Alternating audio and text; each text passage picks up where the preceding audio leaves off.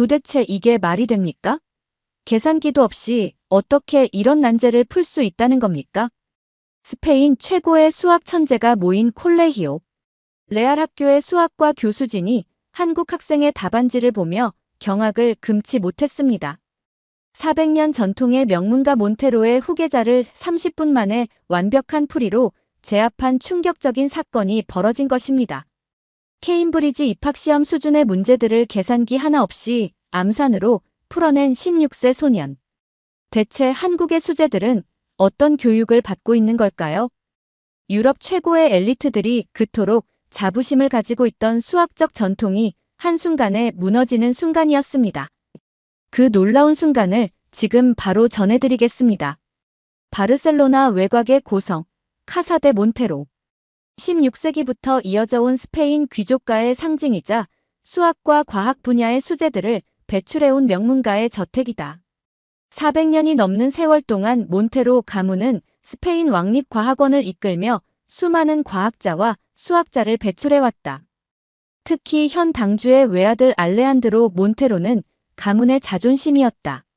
스페인 최고의 사립학교인 콜레히오 레알에서 11년 연속 수학 성적 최우수상을 놓치지 않았고 유럽 수학 올림피아드에서도 스페인 대표로 출전해 메달을 획득했다. 그의 수학적 재능은 몬테로 가문의 피를 가장 진하게 이어받았다는 평가를 받았다. 하지만 고등학교 3학년을 앞둔 2월 가문의 자부심은 예상치 못한 균열을 맞이했다. 한국의 글로벌 기업 주재원으로 부임한 가족의 아들 김준호가 콜레히오 레알에 전학을 온 것이다. 처음에는 그저 아시아에서 온 평범한 전학생으로만 여겼다. 동양인 특유의 조용하고 예의 바른 모습은 오히려 학교의 분위기와 잘 어울리지 않아 보였다. 중간고사 결과 발표날 몬테로 가문은 충격적인 소식을 접했다. 11년 만에 처음으로 알레한드로가 수학 과목 1등을 놓친 것이다.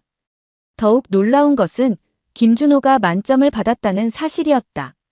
알레한드로는 92점을 받았지만 준호는 단 하나의 실수도 없는 완벽한 답안을 제출했다.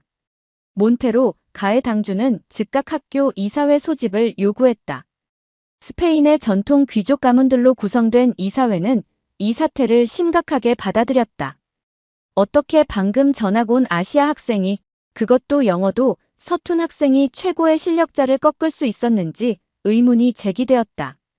더욱 충격적인 것은 준호가 시험 내내 계산기를 사용하지 않았다는 사실이었다. 현대 수학에서 필수 도구로 여겨지는 계산기 없이 복잡한 계산을 암산으로 해결했다는 소식은 이사회를 술렁이게 만들었다. 김준호의 아버지는 S전자 바르셀로나 지사장으로 부임한 인물이었다. 처음에는 단순히 전자제품을 만드는 회사의 임원 정도로만 여겼다. 하지만 알고 보니 S전자는 애플과 어깨를 나란히 하는 글로벌 기업이었고 한국은 이미 많은 분야에서 세계를 선도하는 나라였다. 이사회는 결국 김준호에게 재시험을 요구했다. 400년 전통의 명문가가 갑자기 등장한 동양 소년에게 자리를 내줄 수는 없다는 게 그들의 생각이었다. 하지만 준호의 부모는 의외로 흔쾌히 재시험에 응했다. 오히려 모든 이사회 멤버들이 참관하는 공개 시험을 제안했다. 몬테로 가문은 케임브리지 대학의 입학시험 수준으로 문제를 준비했다. 계산기 사용을 금지하고 시간도 촉박하게 잡았다. 그들은 이번에야말로 진정한 실력 차이를 증명할 수 있으리라 확신했다. 하지만 그들은 아직 몰랐다. 이 시험이 단순한 수학 실력의 대결이 아닌 교육 철학의 충돌이 될 것이라는 사실을. 콜레히오 레알의 특별 시험실은 이례적인 긴장감으로 가득했다. 스페인의 전통 귀족 가문들이 지켜보는 가운데 알레한드로와 준호는 나란히 자리에 앉았다. 시험지는 시험관들의 철저한 감시 하에 배부되었다. 문제는 기존의 학교 시험과는 차원이 달랐다. 케임브리지 수학과 입학시험 수준의 문제들이 학생들을 기다리고 있었다. 복잡한 미적분과 기하학적 증명이 요구되는 난제들은 계산기 없이는 쉽게 접근할 수 없는 것들이었다. 시험이 시작되고 알레한드로는 익숙한 패턴대로 문제를 분석하기 시작했다. 계산기가 없는 상황에서 그의 손은 평소보다 더욱 분주하게 움직였다. 반면 준호는 처음부터 끝까지 마치 간단한 독서를 하듯 차분하게 문제를 읽어내려갔다. 30분이 지났을까? 시험실을 가득 채웠던 긴장감을 깨고 준호가 조용히 손을 들었다. 이사회 멤버들은 물론 시험 감독관들까지도 놀란 표정을 감추지 못했다. 2시간 분량의 시험을 고작 30분 만에 끝내겠다는 것이었다. 채점은 학교의 수학과 교사들이 맡았다. 그들은 준호의 답안을 보며 연신 놀라움을 표시했다. 모든 문제를 완벽하게 풀어냈을 뿐만 아니라 각 문제마다 서로 다른 접근 방식으로 해답을 도출해냈다. 특히 마지막 증명 문제는 3가지 다른 방법으로 해결했는데 그중 2가지는 교사들조차 생각하지 못한 참신한 풀이였다. 알레한드로는 시험 시간을 거의 다 써가며 문제를 풀어냈지만 만점에는 실패했다. 복잡한 계산 과정에서 실수가 있었고 일부 증명은 완벽하게 마무리하지 못했다. 그의 답안은 여전히 뛰어났지만 준호의 완벽한 풀이 앞에서는 빛이 발했다. 충격적인 결과에 이사회는 깊은 침묵에 빠졌다. 준호의 부모는 차분하게 상황을 지켜보았다. 그들은 아들의 실력을 온전히 신뢰하고 있었다. 오히려 이런 결과를 예상했다는 듯한 표정이었다. 시험 직후 수학과 교사들은 준호의 답안을 분석하기 시작했다. 그들은 준호가 사용한 풀이 방식에서 전혀 다른 수학적 사고방식을 발견했다. 문제를 바라보는 관점부터 해결 과정까지 그들이 알던 유럽식 수학 교육과는 확연히 달랐다. 특히 주목할 만한 것은 준호의 암산 능력이었다. 6자리 숫자의 곱셈도 머릿속으로 계산해내는 그의 능력은 단순한 재능이 아닌 체계적인 훈련의 결과물로 보였다. 이는 분명 그들이 알지 못했던 어떤 교육 방식이 존재한다는 것을 의미했다. 이사회는 곧 긴급회의를 소집했다. 더 이상 이것을 단순한 우연이나 개인의 재능으로 치부할 수 없었다. 한국의 교육 시스템, 특히 수학 교육에 대한 진지한 분석이 필요하다는데 모두가 동의했다. 준호의 아버지는 회의에서 흥미로운 제안을 했다. 한국의 교육 전문가를 초청해 워크숍을 개최하자는 것이었다. 이는 단순히 한 학생의 실력을 검증하는 차원을 넘어 두 나라의 교육 철학이 만나는 역사적인 순간이 될 것이었다. 몬테로 가문은 깊은 고민에 빠졌다. 400년 동안 쌓아온 그들의 교육 방식이 도전받고 있었다. 하지만 이제는 선택의 여지가 없었다. 변화의 바람은 이미 콜레히오 레알의 문을 두드리고 있었다. 스페인 최고의 명문사학이 새로운 교육 패러다임을 마주하는 순간이었다. 몬테로 가문의 당주는 김준호의 부모를 자택으로 초대했다. 400년 된 고성의 서재에서 이루어진 대화는 그들의 세계관을 완전히 뒤바꾸어 놓았다. 한국의 교육은 그들이 상상했던 것과는 전혀 달랐다. 준호는 매일 아침 7부터 자율학습을 시작했다. 하지만 이는 부모의 강요가 아닌 스스로의 선택이었다. 한국에서는 이런 자기주도적 학습 문화가 자연스럽게 형성되어 있었다. 더 놀라운 것은 공부하는 방식이었다. 태블릿과 전자교과서를 활용한 스마트 러닝, 실시간 문제 풀이, 피드백, AI 기반 학습 분석 등 첨단 기술이 교육 현장에 완벽하게 녹아들어 있었다. 학원 문화도 그들의 관심을 끌었다.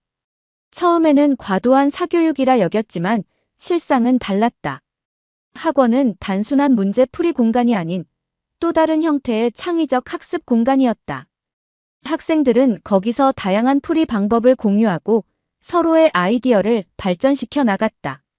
특히 인상적이었던 것은 스트레스 관리 시스템이었다. 한국의 학부모들은 자녀의 학업 스트레스를 방치하지 않았다. 규칙적인 운동, 음악 감상, 취미 활동을 통해 균형 잡힌 생활을 유지하도록 했다.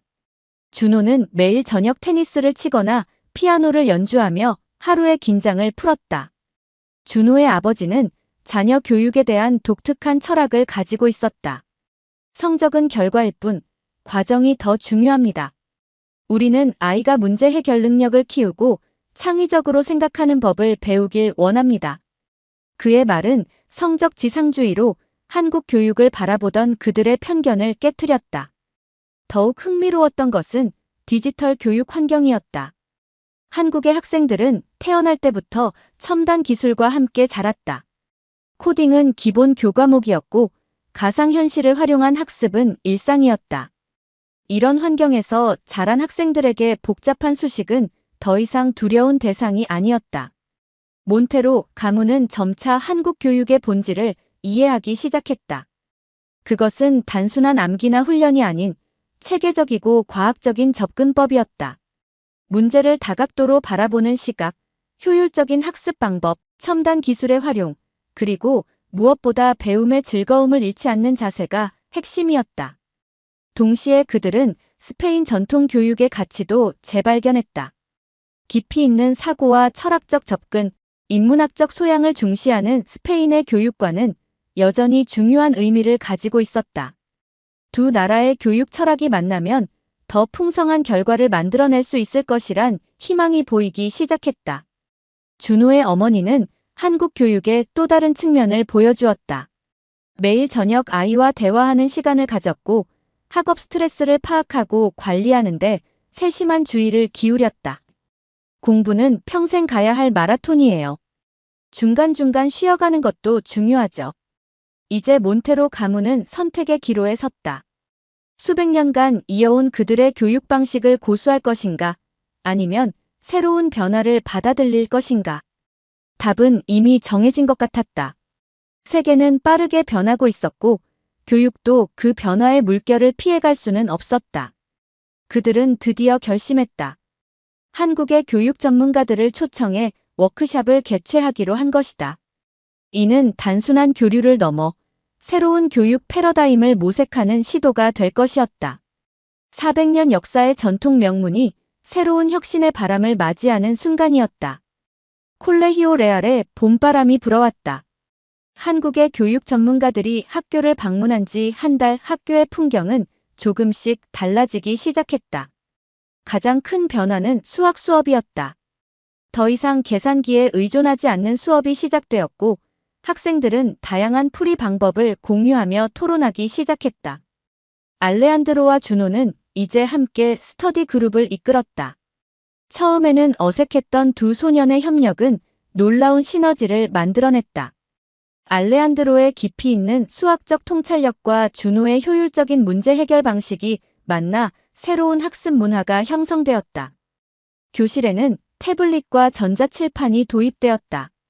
실시간으로 문제를 풀고 답안을 공유하는 시스템은 학생들의 적극적인 참여를 이끌어냈다.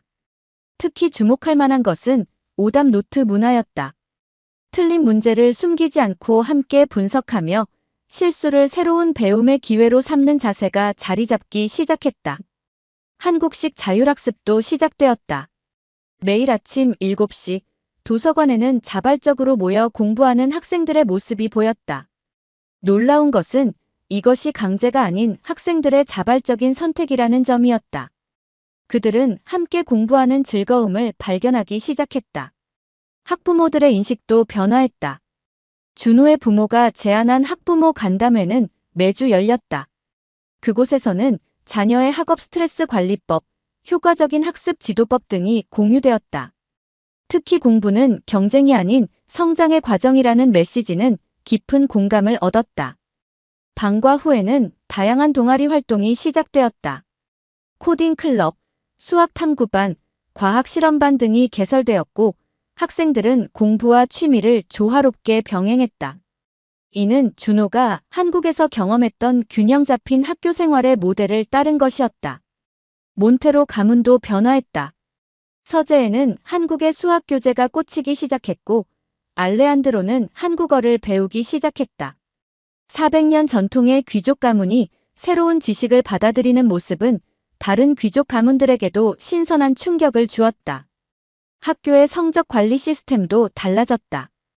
단순한 점수 비교가 아닌 개개인의 성장 과정을 기록하고 분석하는 방식이 도입되었다.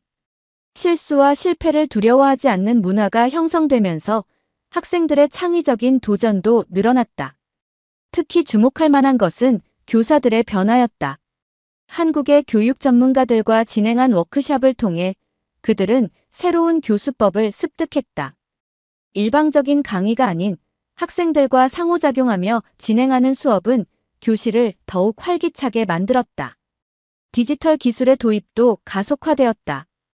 AI 기반의 학습 분석 시스템은 각 학생의 취약점을 정확히 파악하고 맞춤형 학습 가이드를 제공했다. 이는 스페인의 전통적인 개별 지도 방식과 한국의 첨단 기술이 만나 만들어낸 시너지였다. 하지만 모든 변화가 순조롭지만은 않았다. 일부 보수적인 교사들과 학부모들은 전통적인 교육 방식을 고수하려 했다. 그러나 학생들의 눈에 띄는 성장과 긍정적인 변화는 그들의 우려를 조금씩 불식시켜 나갔다. 준호와 알레한드로는 이제 단순한 라이벌이 아닌 서로에게 없는 것을 채워주는 동반자가 되었다. 그들의 우정은 두 나라의 교육 철학이 어떻게 조화를 이룰 수 있는지 보여주는 살아있는 증거였다.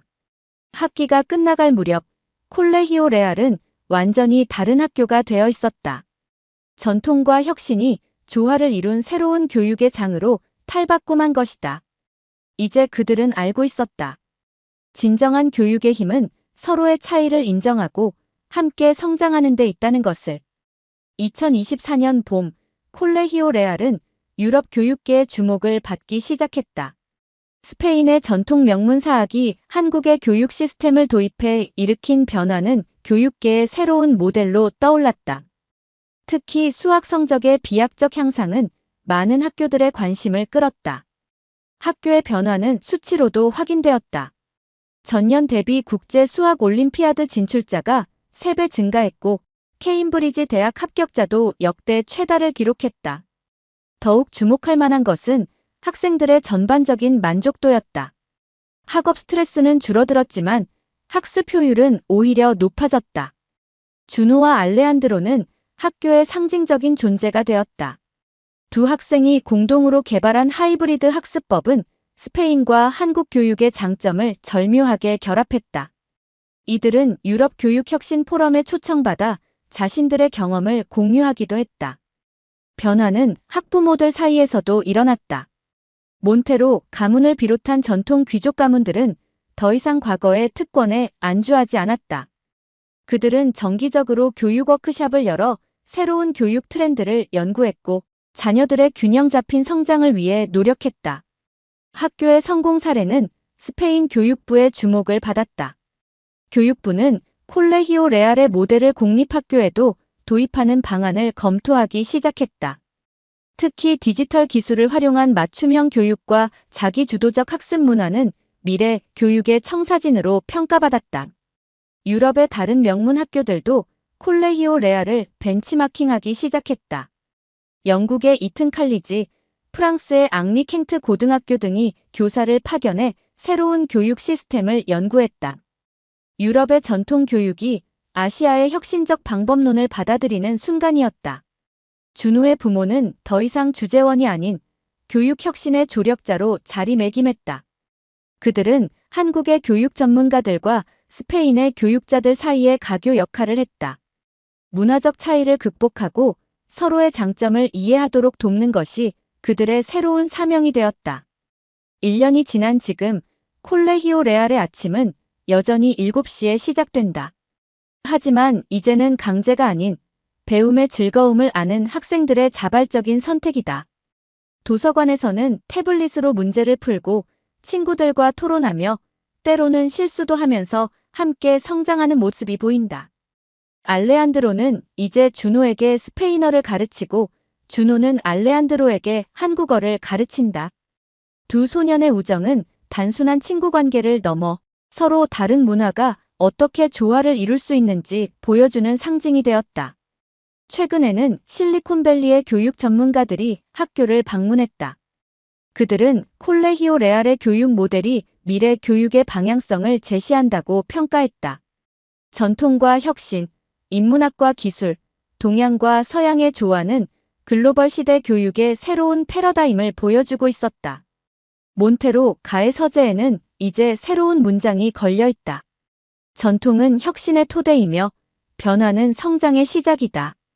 400년 역사의 귀족 가문이 새로운 미래를 향해 나아가는 모습은 교육의 진정한 가치가 무엇인지를 다시 한번 생각하게 만든다.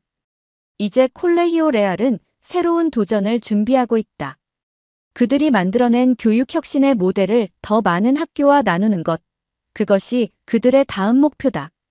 변화는 끝나지 않았다. 오히려 진정한 혁신은 이제 시작일지도 모른다. 오늘의 사연이 마음에 드셨다면 구독과 좋아요를 눌러주세요. 또 구독자님들의 댓글은 사연자님들에게 엄청난 힘이 됩니다. 감사합니다.